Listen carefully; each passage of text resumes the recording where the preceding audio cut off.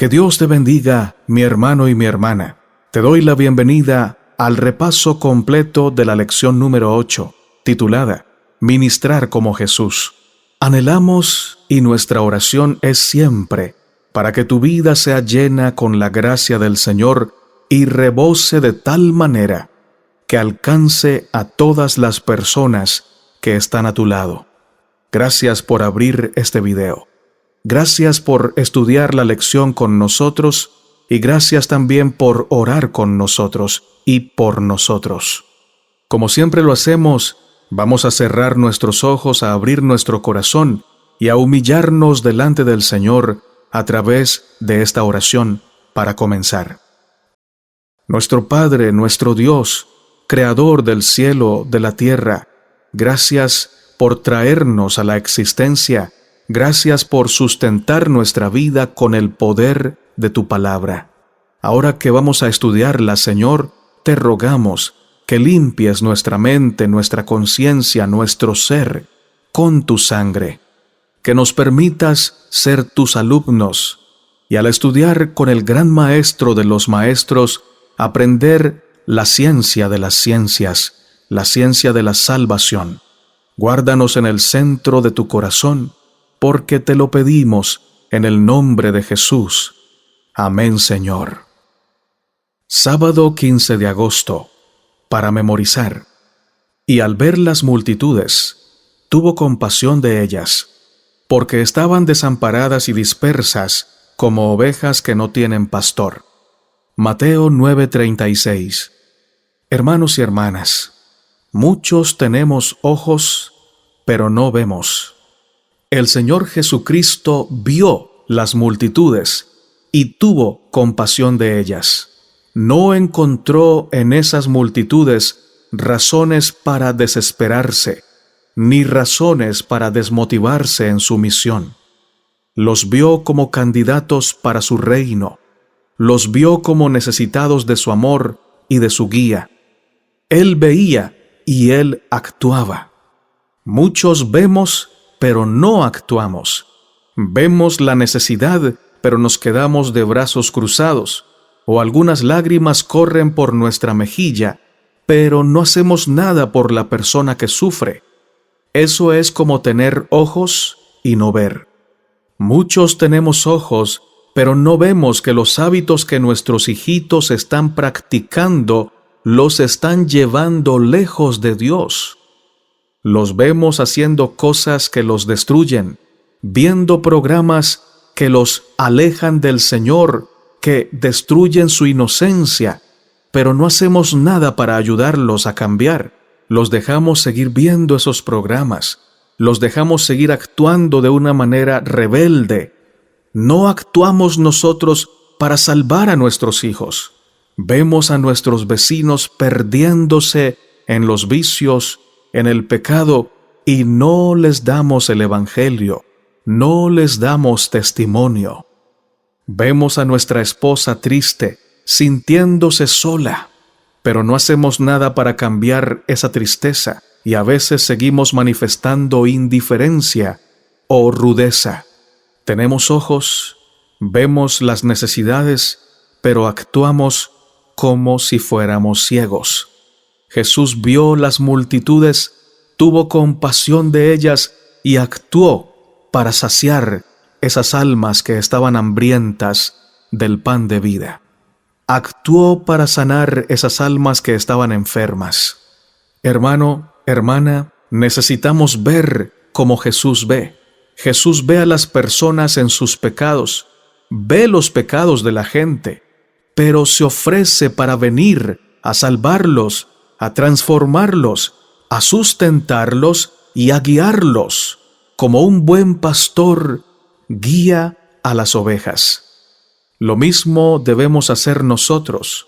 Si el Señor nos muestra que nuestros hijos, nuestro cónyuge, nuestros familiares, amigos o vecinos están como ovejas sin pastor, es porque quiere usarnos para salvarlos, para ayudarlos y para guiarlos a Él.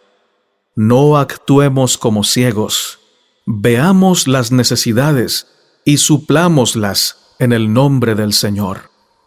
La lección nos dice: Jesús realmente se preocupaba por las personas.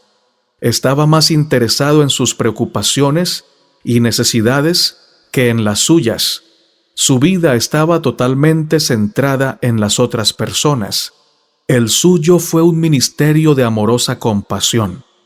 Jesús satisfacía las necesidades físicas, mentales y emocionales de las personas que lo rodeaban, y por lo tanto, sus corazones se abrían a las verdades espirituales que Jesús enseñaba.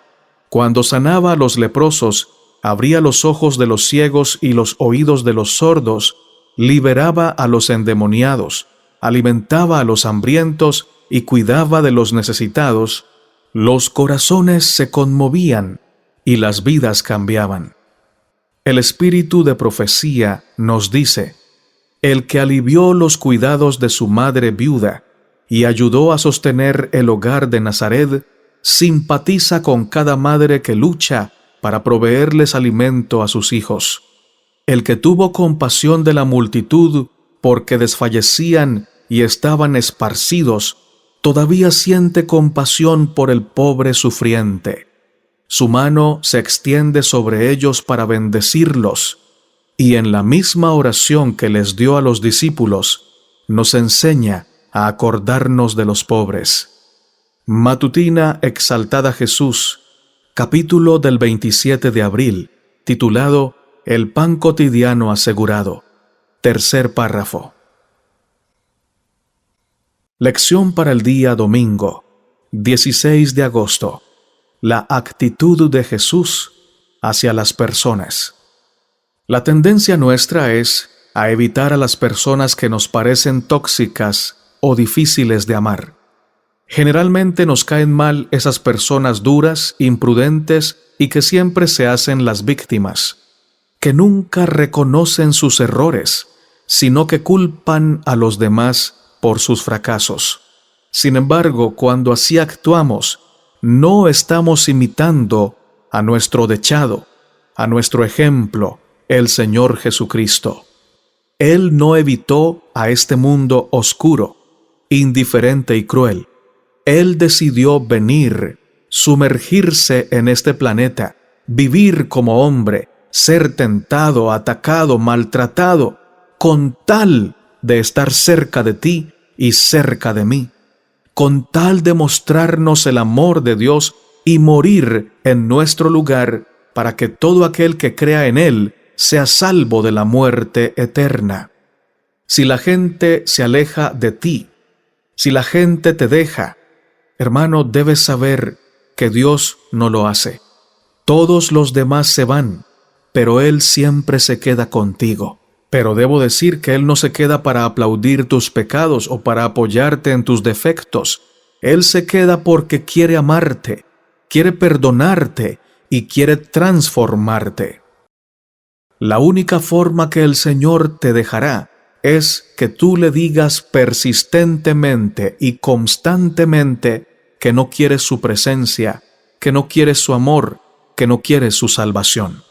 Pero si tú te aferras a su amor, a su gracia, clamas por misericordia, Él está cercano, Él está contigo y puedes tener la plena seguridad de que te ayudará, te perdonará, te transformará, te salvará. La lección de hoy nos dice: Jesús siempre buscaba lo bueno en los demás, sacaba lo mejor de ellos. Una de las críticas que los dirigentes religiosos de su época tenían hacia Jesús, éste a los pecadores recibe y con ellos come. Lucas 15:2. Estaban preocupados porque él comulgaba con los impíos. Su visión de la religión era de ostracismo más que de comunión. Hablando de los fariseos, se sorprendieron cuando Jesús dijo de sí mismo: porque no he venido a llamar a justos, sino a pecadores al arrepentimiento. Mateo 9:13. La religión de los escribas, los fariseos y los saduceos era evasiva. Ellos pensaban: hay que hacer todo lo posible para evitar contaminarse con el pecado. La enseñanza de Jesús fue dramáticamente diferente. se sumergió en este mundo, un pozo de serpientes, para redimirlo, no para evitarlo. Él es la luz del mundo. Juan 8:12. Fin de la cita de la lección. Juan capítulo 1, verso 9 dice: aquella luz verdadera que alumbra a todo hombre venía a este mundo. Juan 12:46. Yo, la luz, he venido al mundo, para que todo aquel que cree en mí no permanezca en tinieblas. Filipenses 2:15. Para que seáis irreprensibles y sencillos, hijos de Dios sin mancha, en medio de una generación maligna y perversa, en medio de la cual resplandecéis como luminares en el mundo. Algunos dicen: lo que yo he hecho es tan horrible que Dios no puede perdonarme. Debo decirte, por favor, mantente cerca del Señor. Lejos del Señor hacemos cosas horribles, que Dios sí puede perdonar si nos arrepentimos de verdad. Pero cabe resaltar que las consecuencias quedan. Las heridas se convierten en cicatrices y muchas cicatrices siguen doliendo con el tiempo. El pecado es horrendo. No vale la pena pecar. Sin embargo, por favor, no olvides que Dios sí puede perdonarte, quiere perdonarte y te busca para perdonarte y para transformarte. Su actitud hacia el pecado es de desprecio total. Él aborrece el pecado, pero su actitud hacia los pecadores es de amor eterno, de perdón, de compasión inagotable. Nunca perdonará a los que no se quieran arrepentir, pero recibirá con profundo amor a los que se arrepienten sinceramente de su pecado y aceptan su salvación. El espíritu de profecía nos dice: hay dos reinos en este mundo, el reino de Cristo y el reino de Satanás. Cada uno de nosotros pertenece a uno u otro de esos reinos. En su maravillosa oración a favor de sus discípulos, Cristo dijo: no ruego que los quites del mundo, sino que los guardes del mal. No son del mundo, como tampoco yo soy del mundo. Santifícalos en tu verdad, tu palabra es verdad. Como tú me enviaste al mundo, así yo los he enviado al mundo. Juan 17:15-18. No es la voluntad de Dios que nos aislemos del mundo, pero mientras estemos en el mundo debemos santificarnos para Dios. No debemos amoldarnos al mundo. Debemos estar en el mundo como una influencia correctora, como la sal que conserva su sabor.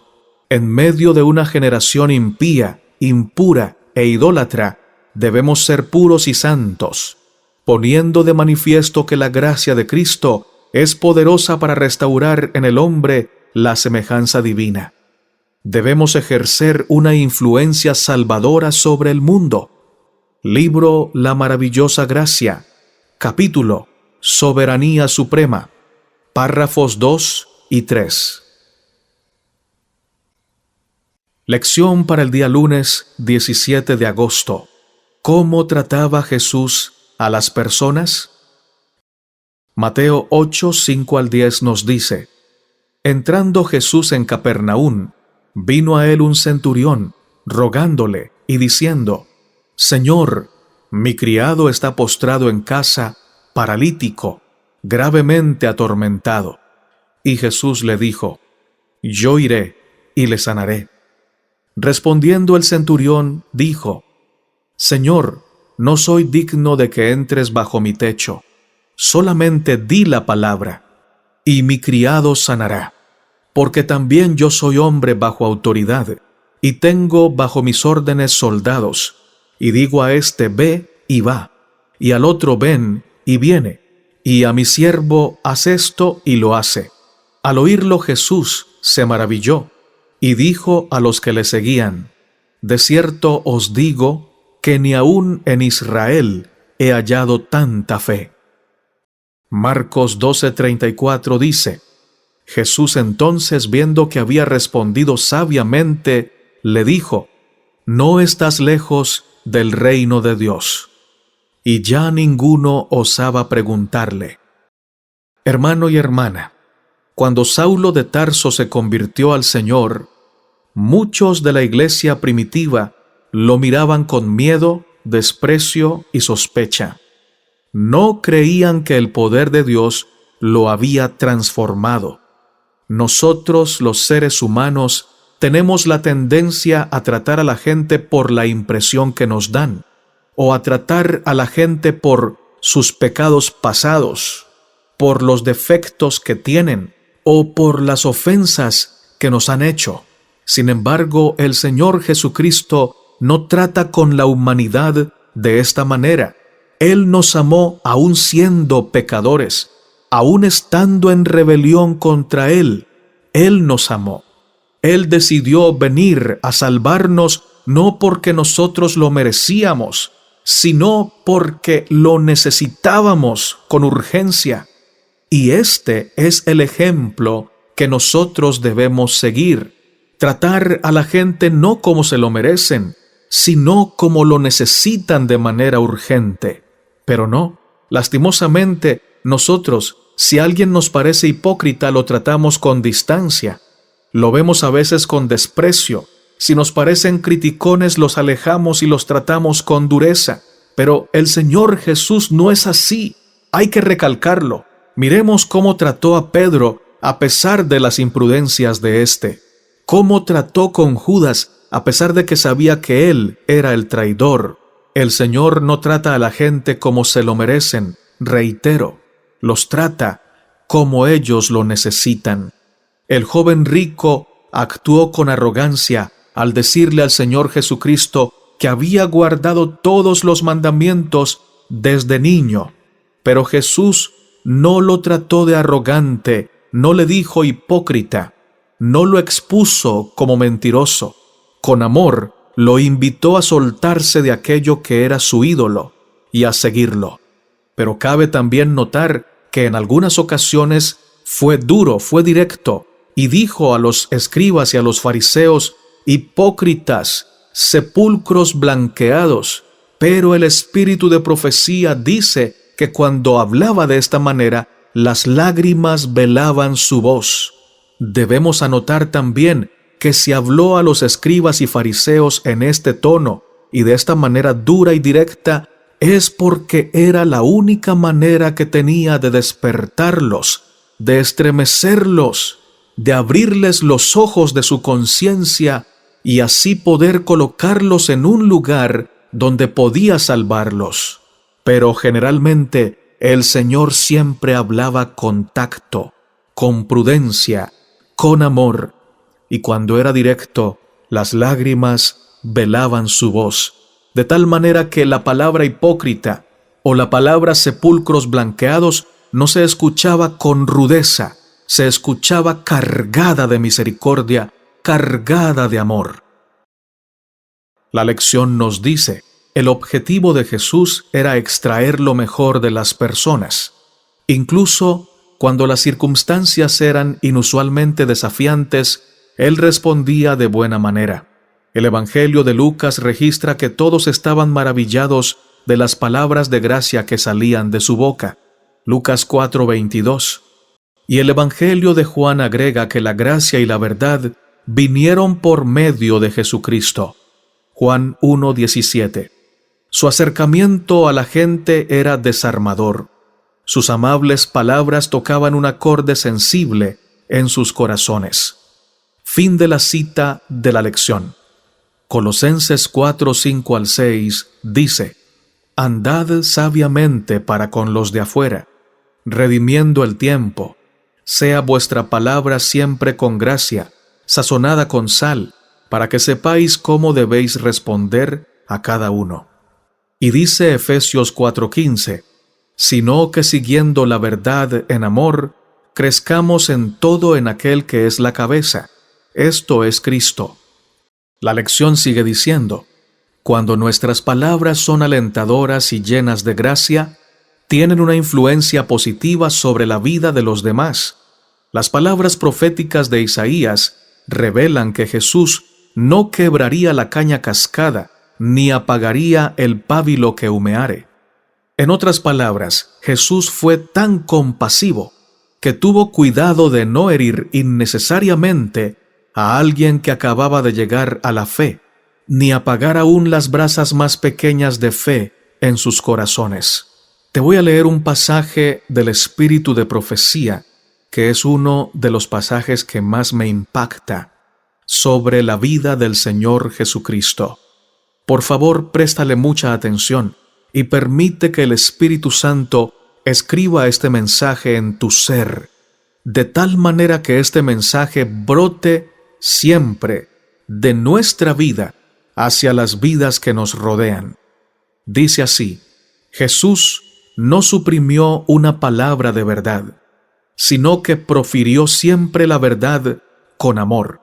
Hablaba con el mayor tacto, cuidado y misericordiosa atención en su trato con las gentes. Nunca fue áspero, nunca habló una palabra severa innecesariamente, nunca dio a un alma sensible una pena innecesaria. No censuraba la debilidad humana, hablaba la verdad, pero siempre con amor. Denunciaba la hipocresía, la incredulidad y la iniquidad, pero las lágrimas velaban su voz cuando profería sus fuertes reprensiones. Lloró sobre Jerusalén, la ciudad amada, que rehusó recibirlo a él, el camino, la verdad y la vida. Habían rechazado al Salvador, mas él los consideraba con piadosa ternura. La suya fue una vida de abnegación y verdadera solicitud por los demás. Toda alma era preciosa a sus ojos. El camino a Cristo, capítulo 1, Amor Supremo, párrafo 8, segunda parte. Lección para el día martes 18 de agosto. El ministerio sanador de Jesús, primera parte. Marcos 5, 25 al 34 dice: Pero una mujer que desde hacía 12 años padecía de flujo de sangre y había sufrido mucho de muchos médicos y gastado todo lo que tenía y nada había aprovechado, antes le iba peor, cuando oyó hablar de Jesús, vino por detrás entre la multitud y tocó su manto, porque decía: si tocare tan solamente su manto, seré salva. Y enseguida la fuente de su sangre se secó, y sintió en el cuerpo que estaba sana de aquel azote. Luego Jesús, conociendo en sí mismo el poder que había salido de él, volviéndose a la multitud, dijo: ¿Quién ha tocado mis vestidos? Sus discípulos le dijeron: ¿Ves que la multitud te aprieta y dices: ¿quién me ha tocado? Pero él miraba alrededor para ver quién había hecho esto. Entonces la mujer, temiendo y temblando, sabiendo lo que en ella había sido hecho, vino y se postró delante de él y le dijo toda la verdad. Y él le dijo: Hija, tu fe te ha hecho salva, ve en paz, y queda sana de tu azote. La lección nos dice: el método de evangelismo de nuestro Señor va más allá de los discursos memorizados y las presentaciones enlatadas. Es tan rico y dinámico como la vida misma. Todos los días nos codeamos con personas que tienen todo tipo de necesidades físicas, mentales, emocionales y espirituales. Cristo está ansioso por satisfacer esas necesidades a través de nosotros cuando mostramos preocupación por la soledad, la tristeza y la angustia de las personas, y cuando mostramos interés en sus alegrías, esperanzas y sueños. Jesús ministraba las necesidades manifiestas de las personas para poder satisfacer sus necesidades más profundas. Una necesidad manifiesta es un área de la vida donde las personas ya sienten que no pueden resolver un problema por sí mismas. Puede ser la necesidad de dejar de fumar, bajar de peso, seguir una dieta mejor o reducir el estrés. Puede ser una necesidad de alimentos, de vivienda o de atención médica. Puede ser la necesidad de terapia y de consejos para el matrimonio o la familia. Sin embargo, una necesidad fundamental es lo que más necesitan los seres humanos: la necesidad de una relación personal con Dios y la comprensión de que su vida tiene un significado eterno. La reconciliación con Dios en un mundo caído es nuestra mayor necesidad.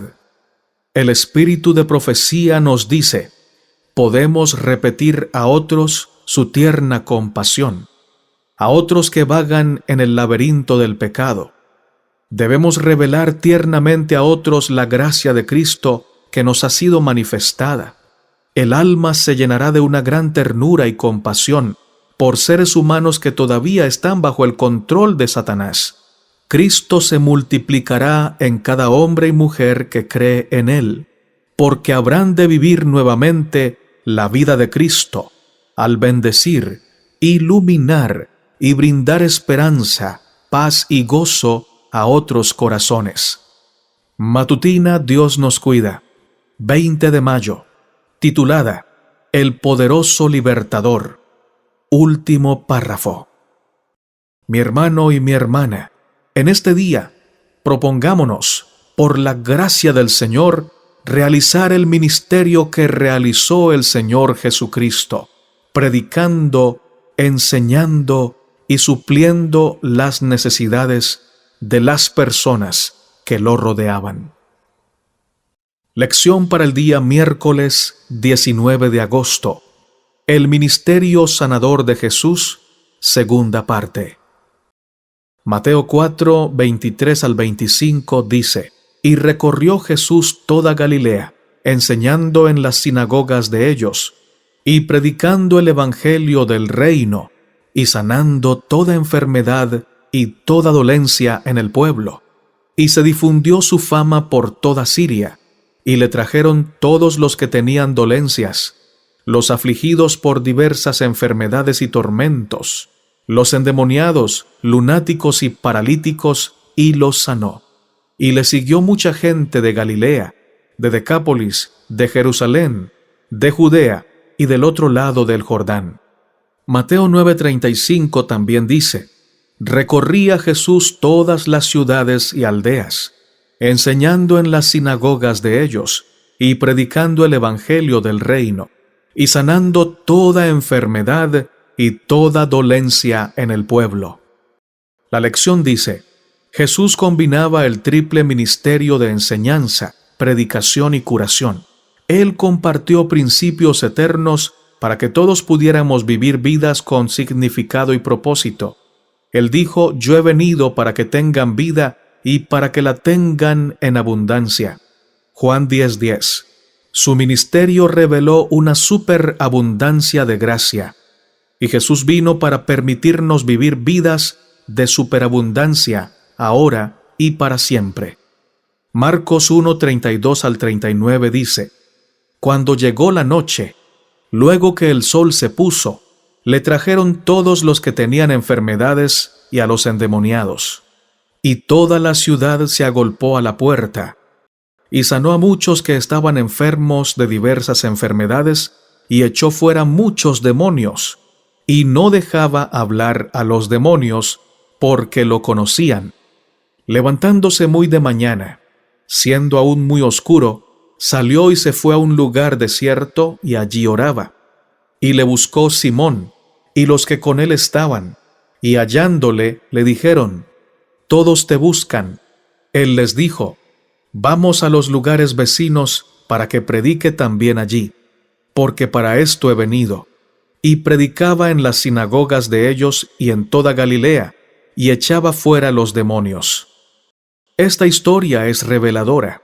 Después de sanar las multitudes el día anterior, al día siguiente el Señor Jesús dejó a las multitudes que lo estaban buscando, porque necesitaban sanidad, y la explicación que el Señor dio es que el propósito que Él tenía al venir al mundo era el de predicar el Evangelio.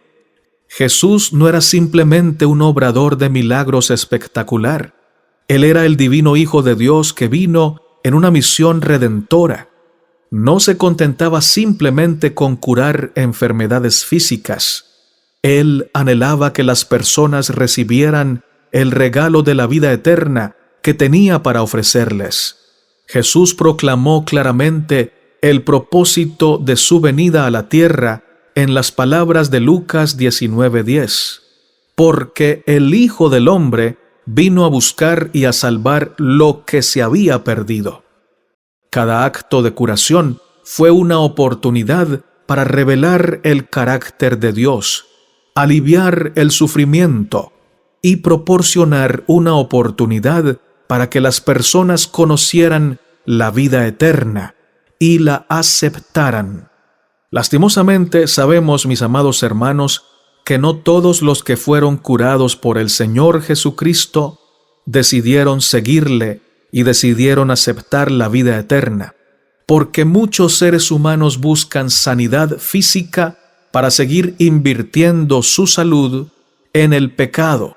Quieren una pastilla milagrosa que les permita comer toda la grasa posible, luego tomarse la pastilla y así evitarse la enfermedad coronaria, sabiendo que si evitan comer grasas, si evitan comer de la manera incorrecta y comen como el Señor lo ha aconsejado, no necesitan una pastilla milagrosa y además estarán fortaleciendo su voluntad, aprendiendo a negarse a sí mismos, creciendo en sabiduría, en dominio propio y en salud.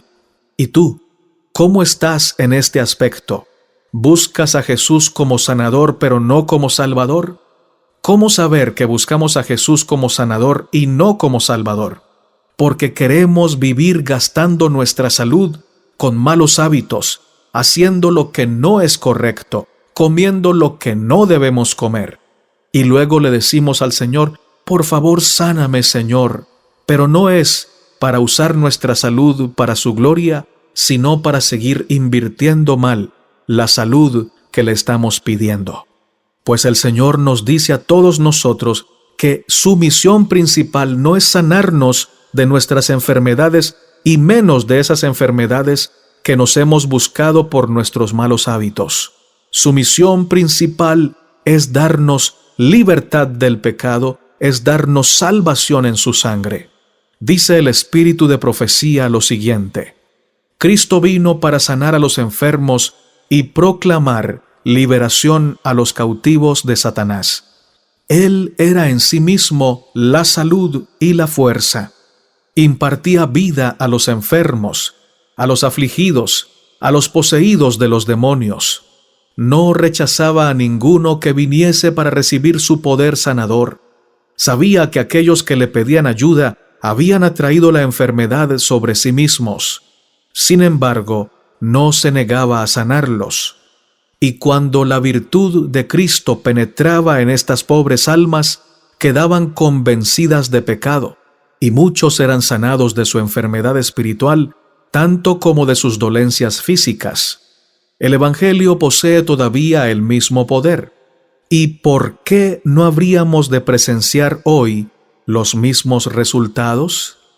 Cristo siente los males de todo doliente. Quiero repetir esa frase. Cristo siente los males de todo doliente. Cuando los malos espíritus desgarran un cuerpo humano, Cristo siente la maldición. Cuando la fiebre consume la corriente vital, Él siente la agonía. Y está tan dispuesto a sanar a los enfermos ahora, como cuando estaba personalmente en la tierra. Los siervos de Cristo son sus representantes, los conductos por los cuales ha de obrar. Él desea ejercer por ellos su poder curativo. Matutina Exaltada Jesús, página 252. Lección para el día jueves, 20 de agosto. Lo que le importa a Jesús. Mateo 25, 31 al 46 nos dice: Cuando el Hijo del Hombre venga en su gloria, y todos los santos ángeles con él, entonces se sentará en su trono de gloria, y serán reunidas delante de él todas las naciones, y apartará los unos de los otros, como aparta el pastor las ovejas de los cabritos, y pondrá las ovejas a su derecha y los cabritos a su izquierda. Entonces el rey dirá a los de su derecha: Venid, benditos de mi Padre, heredad el reino preparado para vosotros desde la fundación del mundo, porque tuve hambre y me disteis de comer, tuve sed y me disteis de beber, fui forastero y me recogisteis, estuve desnudo y me cubristeis, enfermo y me visitasteis, en la cárcel y vinisteis a mí. Entonces los justos le responderán diciendo: Señor, ¿cuándo te vimos hambriento y te sustentamos, o sediento y te dimos de beber?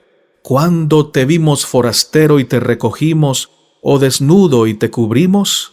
¿O cuándo te vimos enfermo o en la cárcel y vinimos a ti?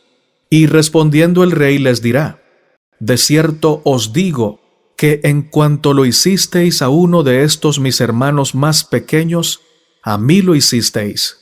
Entonces dirá también a los de la izquierda: Apartaos de mí, malditos, al fuego eterno, preparado para el diablo y sus ángeles, porque tuve hambre y no me disteis de comer, tuve sed y no me disteis de beber, fui forastero y no me recogisteis, estuve desnudo y no me cubristeis, enfermo y en la cárcel y no me visitasteis.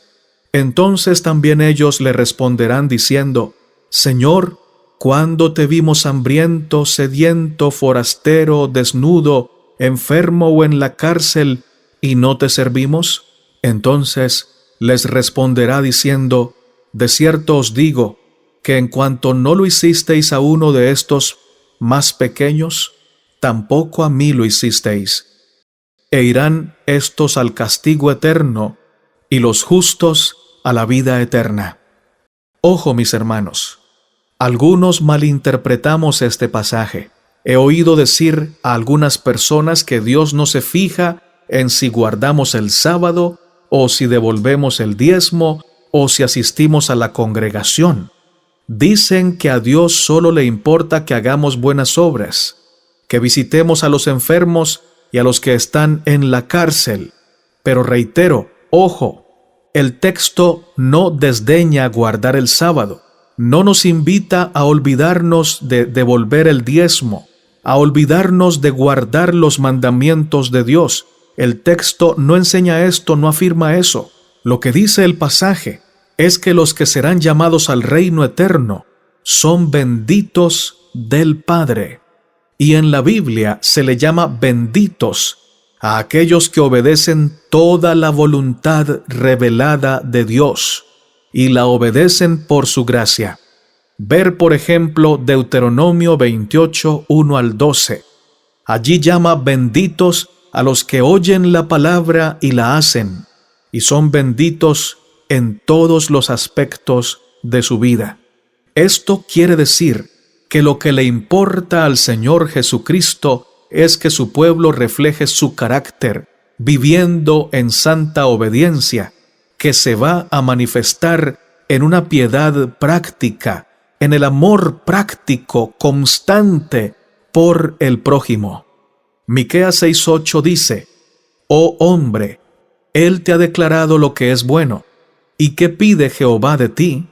Solamente hacer justicia y amar misericordia y ser humilde o humillarte ante tu Dios. Esto, mis hermanos, es lo que más le importa a Jesús, y es lo que el Señor anhela de ti y de mí. La lección nos dice: los profetas del Antiguo Testamento a menudo describieron la condición humana como una enfermedad incurable. Isaías 1:5, Jeremías 30, 12 al 15. La enfermedad del pecado es mortal, pero el profeta nos señala el remedio. Mas yo haré venir sanidad para ti, y sanaré tus heridas, dice Jehová. Jeremías 30:17.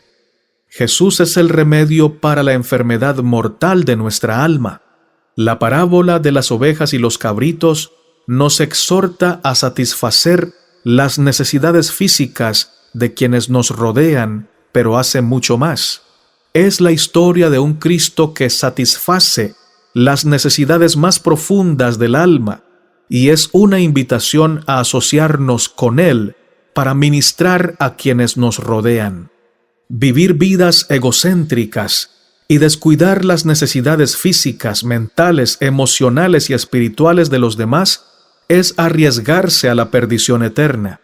En la parábola, aquellos que dan su vida por algo más que ellos mismos son elogiados por su Señor y bienvenidos a la eternidad, mientras que aquellos que persiguen egoístamente su propia agenda y descuidan las necesidades de los demás son condenados por el Señor. Fin de la cita. El espíritu de profecía nos dice: al trabajar activamente para suplir las necesidades de la causa de Dios, ponemos nuestras almas en contacto con la fuente de todo poder. Pero nadie albergue la idea de que los que han aceptado la verdad estarán más empeñados en impartir que en recibir. Los gastos espirituales de ustedes no deben superar las entradas. Una cosa es esencial para la otra. Si descuidamos la primera, también descuidaremos la segunda. Los siervos de Dios más activos e interesantes de toda época han sido los que han tenido una piedad práctica más viva.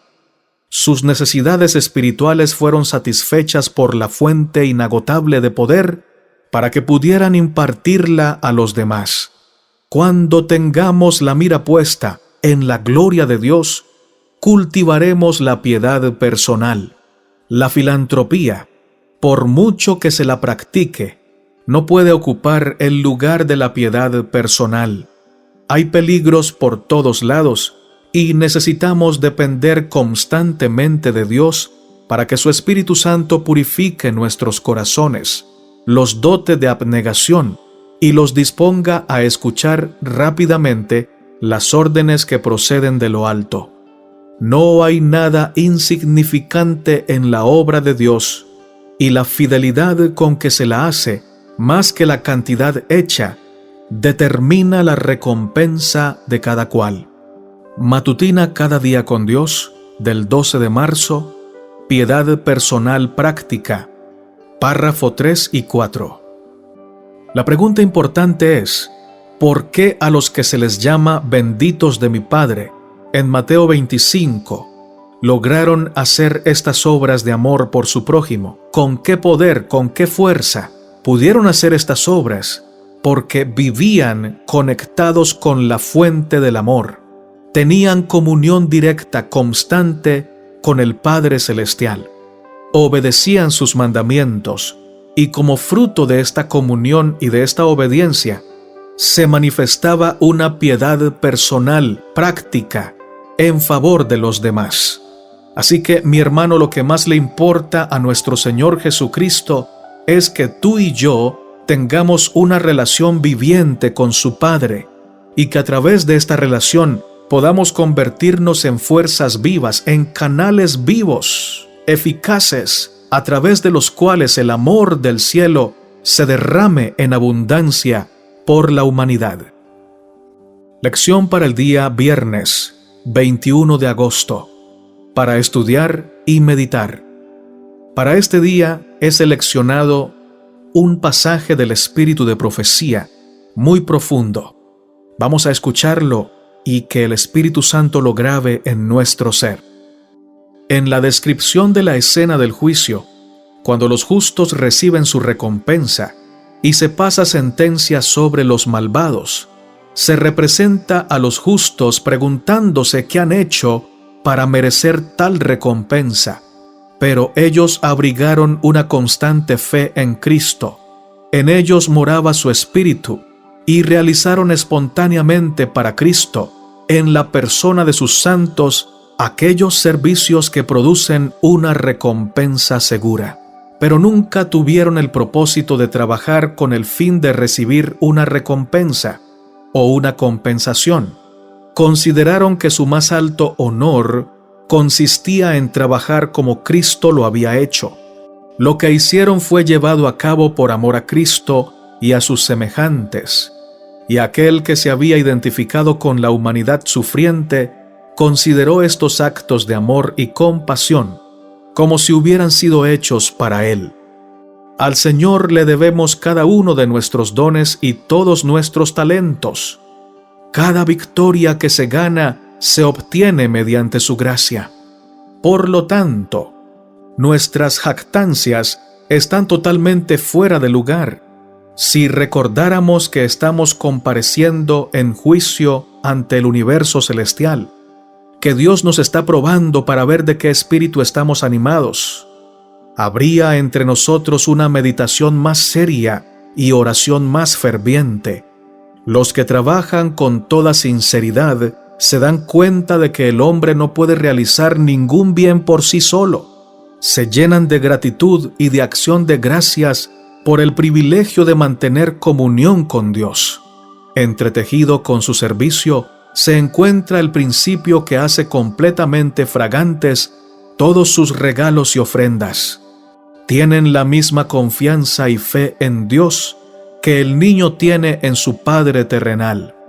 No recibimos tanto la recompensa por nuestra actividad y celo que hayamos manifestado al realizarla, sino por la ternura, la gracia y el amor que hayamos mezclado con nuestro trabajo en favor de los enfermos, los oprimidos y los afligidos.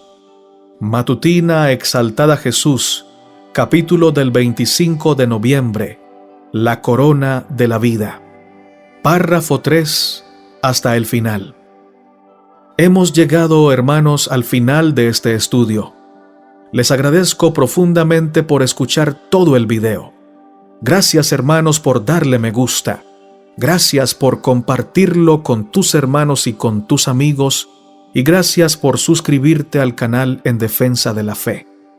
Vamos a orar para terminar como se debe terminar.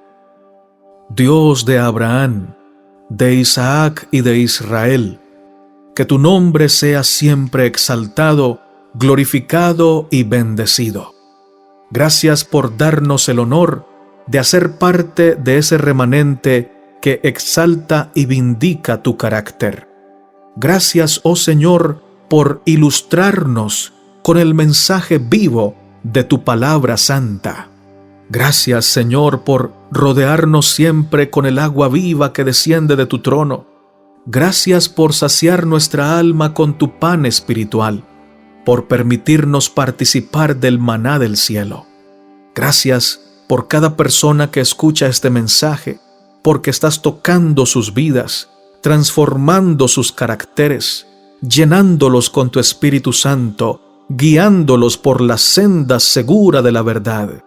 Oro por las personas que escuchan el mensaje pero que todavía no se han entregado por completo a ti, para que tu Espíritu Santo las convenza, para que tomen ese paso importante del bautismo y permanezcan en la verdad. Oro por los enfermos de tu pueblo, Señor, para que pongas tu mano sanadora sobre ellos según tu santa voluntad, y se obre una sanidad que le dé gloria a tu nombre y que haga notorio en el mundo entero tu gran misericordia. Oro por los niños de cada hogar, para que crezcan protegidos por tu amor, por tu Espíritu Santo, para que sean arrancados de las garras del maligno y sean traídos a las manos de Cristo y allí crezcan en sabiduría y en gracia para con Dios y con los hombres. Oro por los padres, por las madres, para que sean ejemplos vivos de tu carácter. Oramos, Señor, para que los hogares cristianos se mantengan unidos, que de cada hogar cristiano salgan las malas influencias, las mentiras, los odios, los resentimientos, que los espíritus malos se vayan y no encuentren cabida, porque cada hogar sea un santuario en el que solo hay espacio para tu gloria, para tu presencia. Gracias, Padre, por escuchar nuestras oraciones Gracias por enseñarnos a practicar nuestra fe, dando siempre lo mejor que tú nos das a nuestro prójimo. En el nombre de Cristo Jesús oramos. Amén, Señor. Mis hermanos, nuestro amado Señor viene pronto. Preparemos nuestra vida aferrándonos a su palabra, memorizando sus promesas y obedeciendo por su gracia sus mandamientos. Maranata, Cristo viene.